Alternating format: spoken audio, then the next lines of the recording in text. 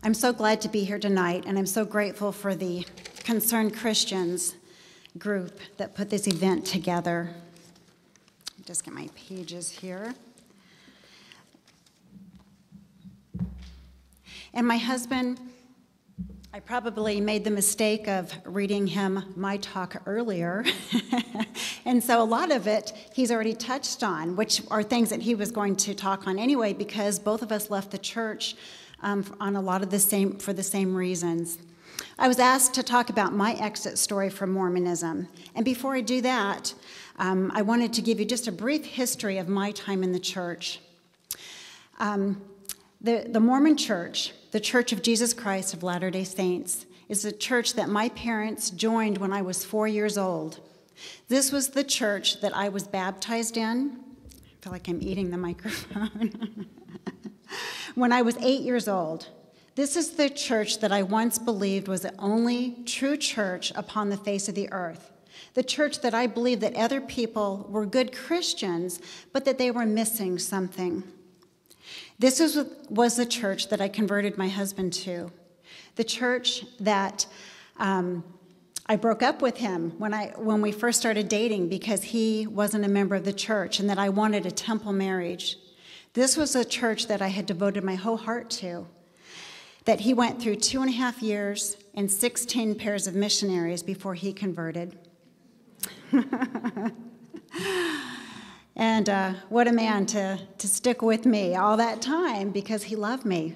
This is the man that when he first saw me when we were in junior high before we even met, said, "I'm going to marry that girl someday." And he kept his word and bet his best friend $5 that he would marry me someday, and he paid up on our wedding day. And this is the man that I was married to civilly first, and after he joined the church, that I was married to him in the temple for all time and eternity. This was the church that I believed that my husband and I could become gods and goddesses of our own worlds in. This was the church that I raised 4 children in, that I raised my children to believe was the true church. This was a church that had great family values, that had a great youth program that I felt fantastic about. Why would I leave the Mormon church?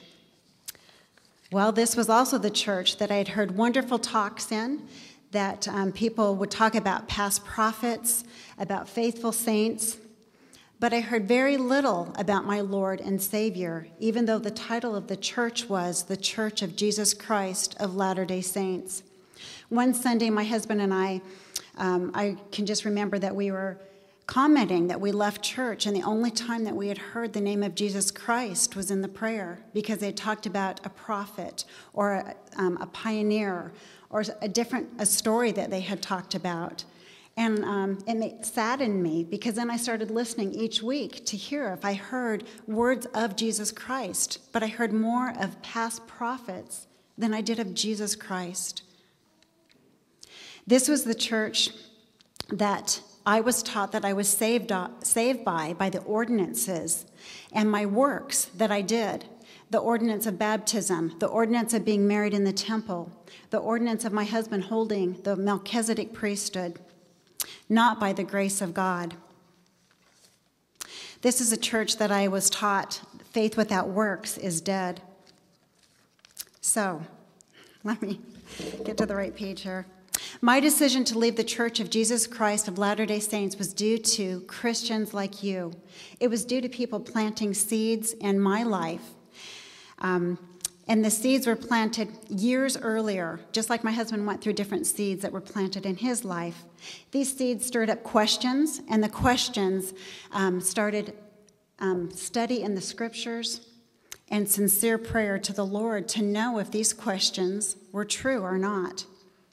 And it started how Lee had talked about how we taught the group of young single adults, and this young man had told Lee that he had heard that the prophet Joseph had boasted that he had done more than Peter, Paul, even Jesus Christ to keep the church together.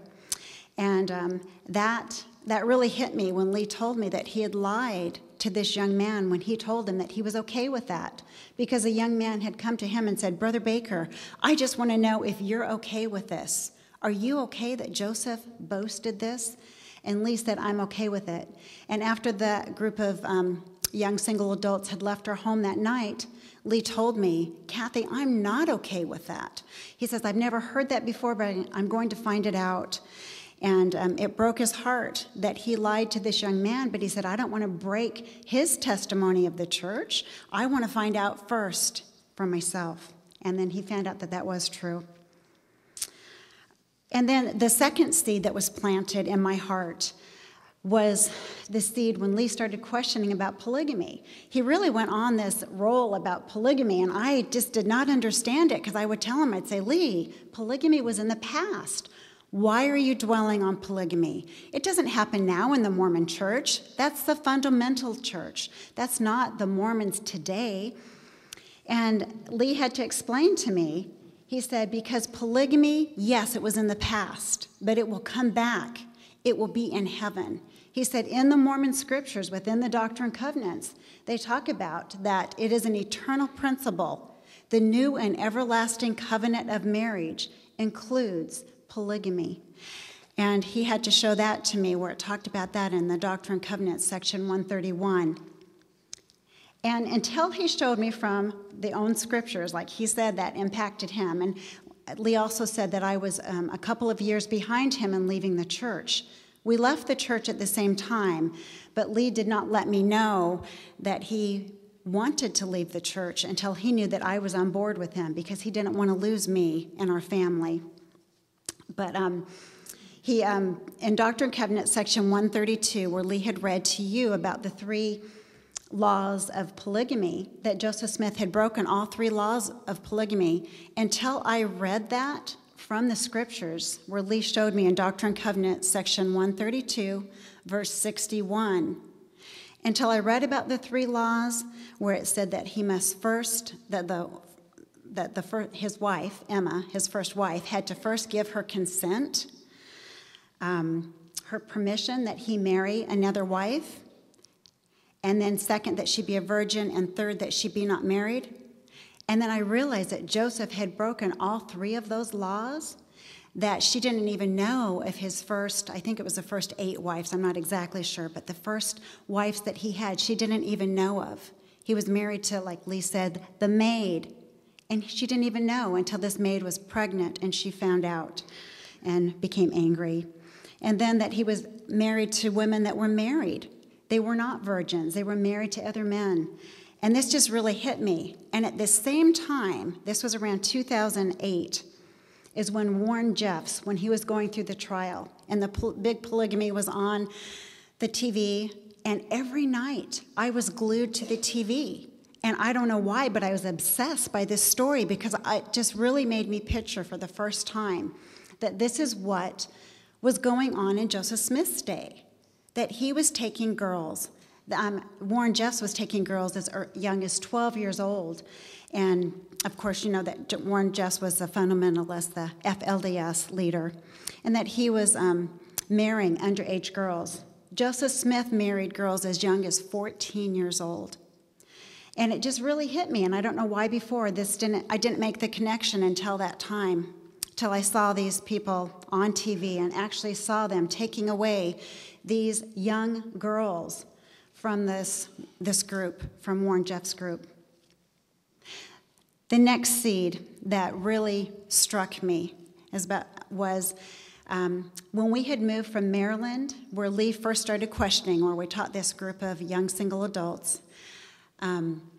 When Lee first started asking our leaders questions in Maryland, we moved to Colorado, and we both went in. Lee said, now when we move, he said, I've gone to the leaders in Maryland and asked questions. He said, you need to come with me so that you can see how these men treat you when you ask questions. Because I really thought you're going to ask a question, they're going to give you answers. Well, I started going with Lee to our bishop and told him that we had baggage, that we came with questions, And he told us, he said, I will help you. I will search out the questions. So Lee handed him a packet of some questions, just some articles and different things that we had questioned. And he said, I'll get back with you. Well, 3 months went by, and Lee would catch him in the hall and say, you know, Bishop Merkel, what about those questions? Oh, I haven't had time to look at them, but I'm going to look at them. This went on for 2 years. 2 years, and Lee would stop him. And all during this time, I could see that Lee was not wanting to leave the church. But first, I thought that Satan had possessed Lee when he first started asking questions back in Maryland. And I really thought Satan has possessed him. And I said, are you finding this on anti-Mormon websites? And he'd say, no, I found this on the church website. And he would look up things because he knew that I would ask him, is this anti-Mormon? And that's the big thing with Mormons. When you ask questions, they say, well, that's anti-Mormon. And I was doing that to him in the beginning, really thinking he was possessed. But after 2 years of going with my husband and asking questions, because he had 5 years before this been asking questions, or maybe it was 3 years before I did, so a total of 5 for him. And our bishop had given us no answers to our questions. He was released as our bishop. We went out into the parking lot, and as we were getting into our car, we saw him in the parking lot, and Lee went up to him and he said, Bishop Merkel, I want to know why it is for 2 years you didn't answer any of the questions that we gave you when we were really sincerely praying to the Lord that he would lead and guide us to someone that would answer our questions. Why didn't you help us? And what he said just blew me away. He said, the Spirit of God told me not to talk to you. The Spirit of God told me not to talk to you. I burst into tears. I had been praying on my knees night and day, first when I thought Lee was being possessed by Satan, and then I'd been praying for myself when Lee's questions started to become my questions. And I thought, how could this man tell me that the Spirit of God had told him not to talk to us? And then I thought, why wouldn't he at least have the decency to tell us 2 years prior to that he wasn't going to talk to us? You know, that would have been nice instead of me praying and praying that God would send someone to talk to us. And I really felt like he was the man. I felt like he understood the questions that we had when we were in his office and that he was just leading us on.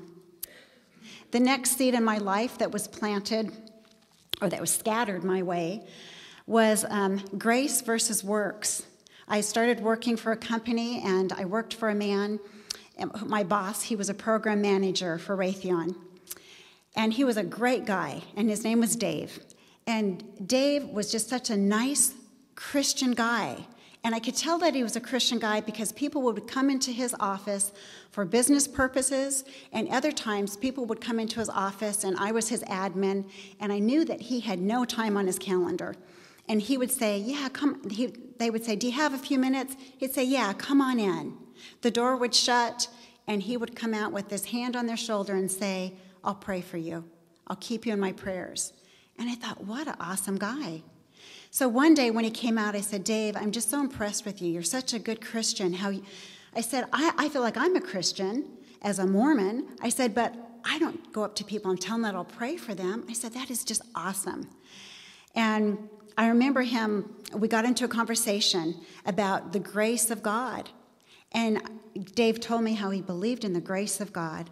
And I said, well, you know, I believe that in the grace of God too. I said, but it's your works. It's the works that saves you. And he said, no, it's grace that saves you. You're saved by grace.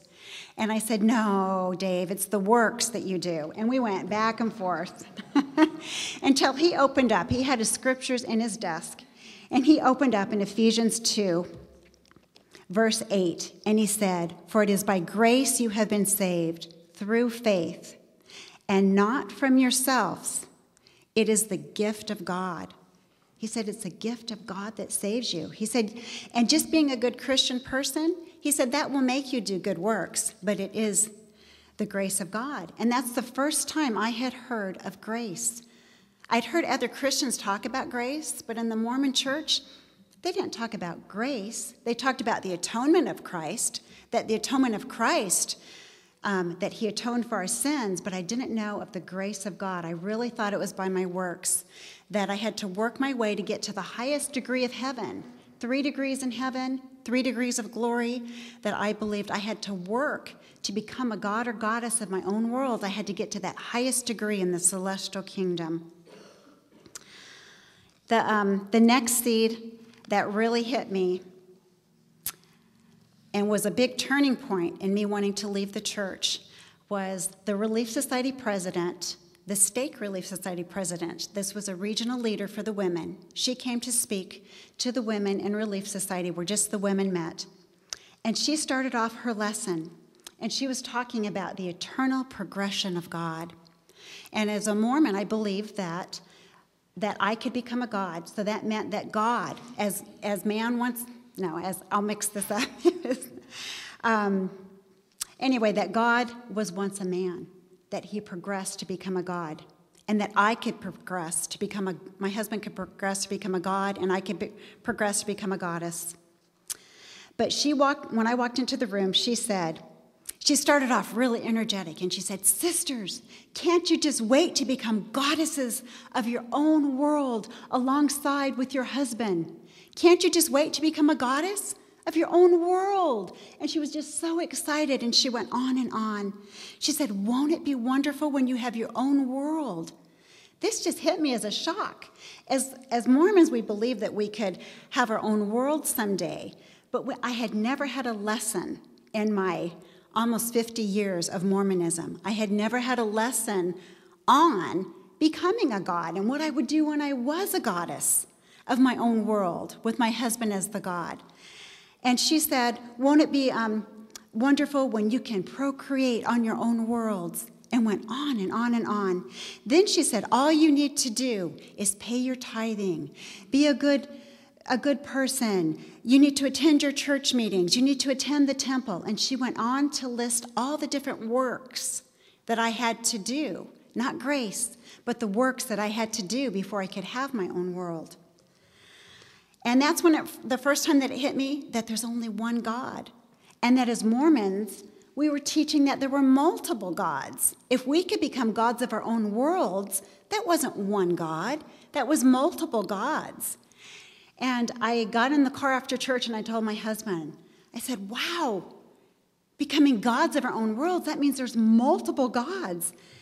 And I just couldn't believe that I had believed that all these years. I really thought of one God, but yet Mormonism really taught that there were multiple gods. I went home and my mom lived in town where we lived in ERRATA in Colorado, and I told her, I went to her house that day, and I said, "Mom, I can't believe that as Mormons that we really believe that there's multiple gods when we're saying that we can have our own worlds." And she said, "Well, there's only one God for this world." And she said, "You'll be a god for your world. I'll be a god for my world." She said, "That's not multiple gods. We have gods of our own worlds." And I said, "But Mom, there's only one God of the universe. I believe in my heart there's only one God of the universe, not multiple gods." And that was the part that really started me to want to pull away from the church. We left the church in 2009, and this was that same year that she gave this talk. Well, just a couple of months before we left the church, the last seed that the Lord scattered my way was our stake president, President Jones, in ERRATA. And we had been asking questions, and we had never asked questions in a group setting because we did not want to break down somebody else's testimony of the church. Even though we didn't believe it, we didn't want to be in the middle of a meeting and tear everybody else down. It was something we had questions about. And so we had been working with President Jones and our bishop one-on-one behind closed doors. And my husband received an email from our stake president telling us that we were no longer allowed to attend the Mormon church. If we came another Sunday, that he would call the police on us and have us escorted out of church. We had only talked, and it was because Lee had hurt his feelings. They had a question. They had just had some words with each other when we were talking with him that he didn't agree with. he just did not agree with. And so he said, "You're no longer allowed to come." And Lee said, "Why can't we come? We're not bringing this up to anybody else in the church. Only you know of our questions and a few of the leaders." Well, that Sunday just happened to be a missionary farewell for one of my good friends that I visit taught. It was her son was leaving on a mission for the church. And I told Lee, I said, "I'm going to church on Sunday. He can't tell me I can't go to church." I said, "I am going to Cameron's missionary farewell." Lee said, "He's going to call the police." I said, "He won't call the police. There's no way." And he says, "Okay." He says, "But it's not me, it's all you." You know, I told you, he told us not to come. So we went to church, and he asked us what we were doing at church. When he saw us come in, and we saw him come off of the stand. He was up front of the church. He came off of the stand, walked down, whispered some words to somebody, went back up on the stand. We saw somebody leave. Well, I guess they must have went out to call the police. So we, during this time, so many people came into church. It got so crowded, it was standing room only, that they pushed everyone to the sides and everyone filled in the middle. Well, we happened to be sitting on an end row against the wall. And we were on the edge when we started. Well, they asked us to scoot down. Pretty soon we're pushed up against the wall. There's 10 people next to us. And so we couldn't have been pulled out of church unless a scene was to be made. So they did not pull us out of church, but he did call the police. The police were in the foyer waiting so that when church got over, they were going to ask us to leave. We saw them in the foyer, so we went out the other door. That was the last church meeting that I attended in the Mormon church. And when my husband went for his excommunication, he went for a bishop's court. And he forced his own excommunication out of the church because he said, both of us, we did not believe the things. Seeds were planted, seeds were scattered our way, and after all of these different experiences, and we'd been praying all of this time, God, please send us someone into our lives that will answer the questions that we have so that we can stay in the Mormon church. I finally realized God had answered our questions. He had answered my questions. His answer was leave. Leave the Mormon church. Why are you staying there? I've sent all of these seeds your way, all of these words of God your way. Leave the Mormon church. And so we did. But when we came to that realization, but at the bishop's court that my husband went to, he forced his own excommunication because we knew at that time that the church was not true. And then I told the bishop that I wanted my name removed from the records of the church. They told Lee that he was an apostate for speaking out against the church. And I was more, I did not agree with the things of the church, but Lee spoke openly to the leaders and told them that he did not believe those ways. And I told them I wanted my name removed. I did not want to be a member of the church anymore. So I had to write a letter in order for my name to be removed. Otherwise, my name would have remained on the records of the church to this day. I had to actually write a letter to ask them to remove me, you know. And then Lee wrote a book about our experience of leaving the church called Mormonism, A Life Under False Pretenses. That it was a life under false pretenses, that we were trying to live these false pretenses. And I'm so grateful that different people and that the Lord opened our eyes. I wanted to read in closing one verse, and it's the parable of the growing seed from Mark chapter 4, verse 26. He also said, "This is what the kingdom of God is like. A man scatters seed on the ground. Night and day, whether he sleeps or gets up, the seed sprouts and grows, though he does not know how. All by itself, the soil produces grain, first the stalk, then the head, then the full kernel in the head. As soon as the grain is ripe, he puts the sickle to it because the harvest has come." That is my story of leaving Mormonism. Seeds were scattered, the seed grew within me, and I knew that the Mormon church was not true. I knew it because it was because they had scattered doctrines of men. They had mixed up, they had started out with doctrines of Christ, but mixed it up with doctrines of men. And doctrines of men made it that the Mormons believe in a different Christ than the Christian Christ. A Jesus Christ that the Mormons believed in was a Jesus Christ that authorized polygamy, that authorized blood atonement. It's a different Jesus Christ than the Christian world believed in because they mixed ways of men, doctrines of men. So in conclusion, when talking to Mormons, what I would encourage you is to be a seed sower. Scatter seeds of truth and trust that God is in control. When we first left the church, I felt like I had to tell our children, who some of them are still Mormons, 3 of them out of 4 are still in the Mormon church. I felt like I had to tell them why I left and convert them right then and there. No, I don't. I need to trust in God, and I do trust in God, that by little seeds of my testimony of leaving the church, the Mormon church, and coming to the true church of Christ, that by me just scattering the seed of my leaving, my story of leaving the church, that God is in control. The power is in the seed, the word of God, not in the sower. Not in the sower. Let me repeat that. The power is in the seed, the word of God, not in the sower. And I bear testimony of this. And once again, I pray that we all can I pray that we can all be seed sowers. I'm getting tongue twisted here, that we can become seed sowers. In Christ's name, I say amen.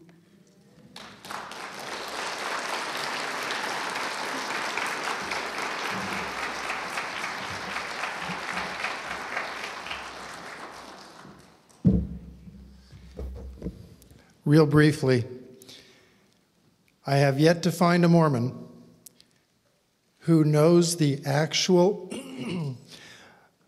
official LDS definition of grace. I happened upon it on the official LDS website, lds.org. I went to the scriptures, and in there they have Bible dictionary. I clicked on Bible dictionary.